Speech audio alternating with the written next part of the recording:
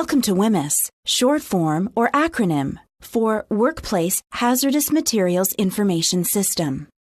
Whmis is a Canada-wide system created by government, business, and labor to protect the health and safety of everyone who works with or near hazardous workplace materials. A controlled product is the name given to a product, material, or substance that is deemed a hazardous material. These controlled products are regulated by Whmis and fall into one or more hazard classes, each uniquely identified by a symbol for quick recognition. Whmis has three main parts. 1. Hazardous material container labels that supply basic information about the product, along with symbols that highlight the potential dangers. All containers of hazardous materials must be properly labeled. 2. Material safety data sheets that contain comprehensive information about hazardous materials, including their content and ingredients, directions for proper use, correct cleanup, and first aid procedures. An MSDS must be available to employees for every controlled product that is used. 3.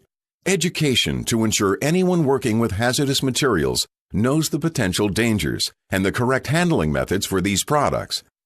Under Whmis regulation, you have a right to know about the hazardous materials in your workplace. Your employer is responsible to train you and those who work in proximity to hazardous materials. The two most important parts of Whmis are labels and material safety data sheets, also known as MSDS for short. There are three types of labels: supplier labels, workplace labels, and laboratory labels. Supplier labels. The supplier label is affixed to the product container by the supplier. The label must be shown in English and French with a distinctive hatched border and contain the following information: product name, supplier name, reference to the material safety data sheet, hazard symbol, risks posed by the product, safety measures to be followed, and first aid measures. The hazard symbol that appears on the supplier label is very important. It provides you with information about the primary hazard posed by a product.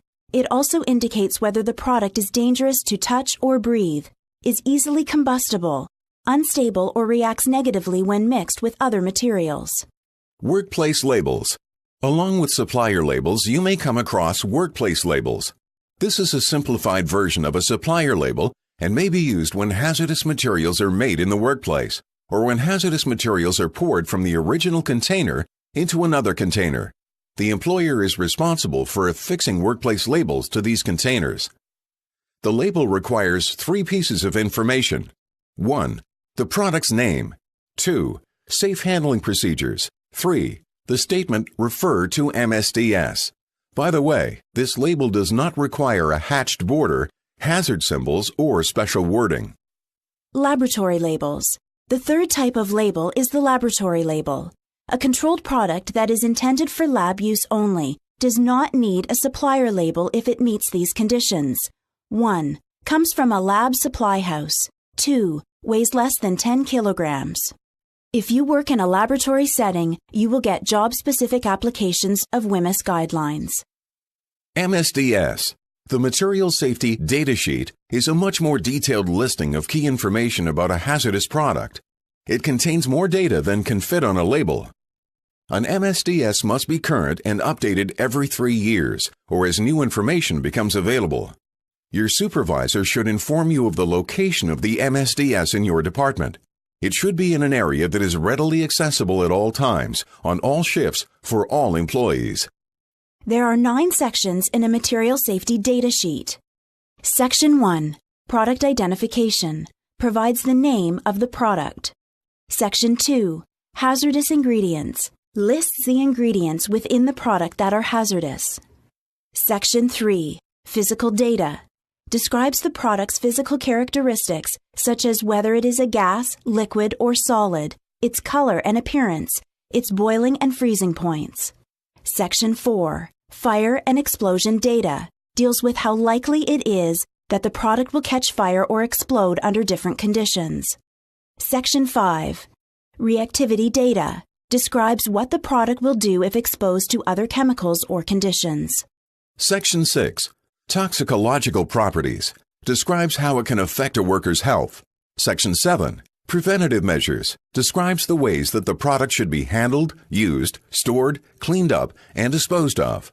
Section 8. First aid procedures describes what should be done if a person has been affected by or overexposed to the hazardous materials in the product. Section 9. Preparation date of the MSDS tells when the document was produced and by whom. An MSDS must not be older than 3 years before being renewed. Not all safety sheets have these sections in the same order, but all 9 sections must appear. A material safety data sheet can look intimidating, and it does contain a lot of complex scientific information. The important sections to read are sections 6, 7, and 8. These will provide you with important information on the ways this material could affect your health, what you must do to use this product safely, for example, what protective clothing to wear, and what first aid is necessary should something go wrong. Health and safety hazards. Controlled products can be hazardous to your health if you do not limit your exposure to them. As you handle these materials, you will need to know whether they are health hazards or safety hazards. A health hazard is the ability of a chemical to affect your health quickly, for example, a burn, or over a long period of time, for example, cancer or lead poisoning. A safety hazard is a sudden reaction, such as a fire or explosion. Safety hazards are controlled by handling chemicals properly. Referring to the MSDS is the safest way to use, handle, and store hazardous material. Hazardous materials in the workplace are classified into 3 categories: biological, chemical, physical. Biological hazard. Biological hazards are living organisms or properties that can adversely affect your health. A needle stick injury is an example of an accidental exposure to possible blood-borne pathogens. Chemical hazard. Chemical hazards include inhalation of fumes and powders. They also include skin contact from splashes, spills, and touch. The MSDS contains safety information on the hazardous components, chemical characteristics, and the stability of the product and first aid measures. Physical hazard. Physical hazards are environmental. They include temperature, noise, vibration, and radiation. Hazard control. The most effective way to control exposures to hazardous material is at the source by eliminating, substituting, or isolating the hazard. The second best control is along the path. This includes the use of controls such as general ventilation, barriers, or shields. The least satisfactory method for controlling a hazard is at the worker. This includes personal protective equipment, job rotation, and good personal hygiene. Hazard classifications. When a material is listed as a controlled product, the manufacturer must treat the product according to Whmis regulations. Part of this regulation is to classify it according to a hazard class. The Whmis system groups hazardous materials into 6 distinct classifications and uses 8 symbols to help you identify them. A Class A hazard is compressed gas. These are gases such as oxygen or acetylene that are under extreme pressure within cylinders. These cylinders could explode if heated or dropped. They must be stored and handled very carefully. A Class B hazard is flammable and combustible material. These materials will ignite and burn if exposed to a flame. Gasoline, propane, and varnish are examples of Class B hazards. These must be kept away from flames or sparks, and you must wear protective clothing, for example, gloves, eye, and face protection, when handling them. A Class C hazard is oxidizing material. These materials may release oxygen, which makes things burn faster.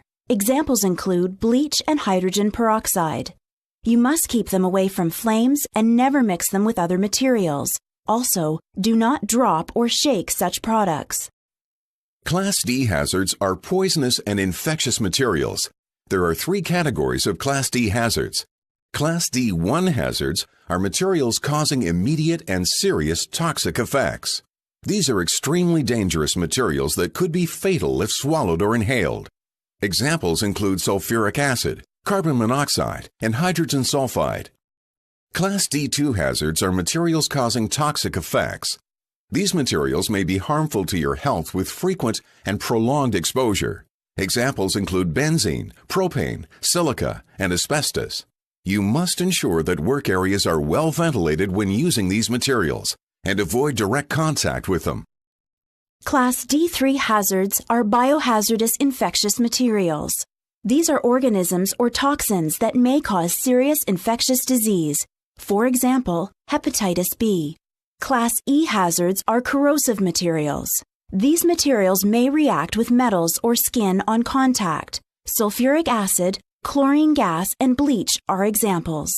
You must ensure proper ventilation when using these materials and wear protective equipment to keep these materials from touching any part of your body, especially your eyes, which could cause blindness. Class F hazards are dangerously reactive materials. These are extremely dangerous materials that cannot be shaken, dropped, or heated. These could also create dangerous gases if mixed with water. Fortunately, it is very unlikely you will come across such materials in your daily work life. However, there is a possibility such materials could be found in some specific environments, such as science lab storage facilities. Hazard symbols. Take a look at this symbol.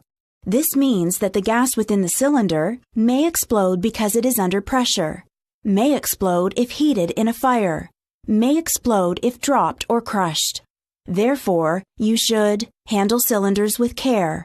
Do not drop them. Keep cylinders away from direct heat such as furnaces or open flames. Store cylinders in areas designated by your supervisor. Have a look at this symbol. This means that the material is one that burns easily and is a potential fire hazard. May burn at relatively low temperatures. Flammable materials catch fire at lower temperatures than combustible materials. May suddenly burn in the air or release a flammable gas on contact with water. May cause a fire when exposed to heat, sparks, flames, or friction. Therefore, you should keep the material away from heat sources. Separate the material from other combustible and incompatible materials. Never smoke when working with or near the material. Store the material in a cool, well-ventilated area, as designated by your immediate supervisor. See this symbol? This means that the material may burn or explode in the presence of flammable or combustible material, may cause fire when it touches combustible materials such as wood, may react violently or cause an explosion when it comes into contact with combustible materials such as fuels, may burn skin and eyes on contact. Therefore, you should keep the material away from incompatible materials and store in the areas designated by your immediate supervisor. Keep the material away from sources of ignition. Never smoke when working near the material. Wear the proper protective equipment, including eyes, face, and hand protection and protective clothing. Look at this well-known symbol. This means that the material may be potentially fatal if inhaled, swallowed, or makes contact with skin. May cause permanent damage if inhaled, swallowed, or makes contact with skin. May burn eyes or skin upon contact. Therefore, you should handle the material with extreme caution. Wear the proper protective equipment, including eye, face, and hand protection and protective clothing. Wear the proper respiratory equipment and work in well-ventilated areas. Wash thoroughly after handling the material. Store the material in designated areas only. Recognize this symbol? This means that the material is not immediately dangerous to health. May cause death as a result of repeated exposures over time. May cause permanent damage as a result of repeated exposures over time. May be a skin or eye irritant. May produce a chemical allergy. May cause cancer. May cause birth defects or sterility. Therefore, you should wear the proper protective equipment, including eye, face, and hand protection and protective clothing. Wear the proper respiratory equipment and work in well-ventilated areas. Wash thoroughly after handling the material. Store the material in designated areas only. Here's another symbol you need to be familiar with. This means that the material may cause a serious disease resulting in illness or death, may produce a toxin that is harmful to humans. Therefore, you should avoid contamination by wearing protective equipment. Handle the material only when fully protected by the proper designated equipment. Handle the material in designated areas that are approved by your immediate supervisor. Have a look at this symbol. This means that the material causes severe eye and skin irritation upon contact, causes severe tissue damage with prolonged contact, may be harmful if inhaled. Therefore, you should keep containers tightly closed. Handle the material only when using appropriate protective clothing. Handle the material in well-ventilated areas and wear proper respiratory equipment. And here's our last symbol you need to know. This means that the material is very unstable, may produce a toxic or flammable gas when reacting with other materials, may explode as a result of shock, friction, or temperature changes, may explode when heated in a closed container, violently changes when mixed with certain chemicals. Therefore, you should keep the material away from heat.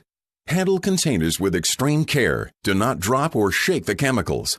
Check the date on the containers.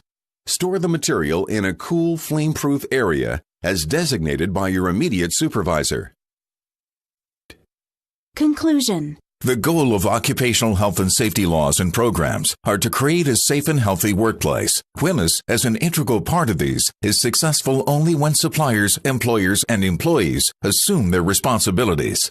The knowledge you have gained here will help you deal more safely with hazardous materials and keep your workplace safe from the dangers posed by these materials. This will better ensure your own safety and the safety of others.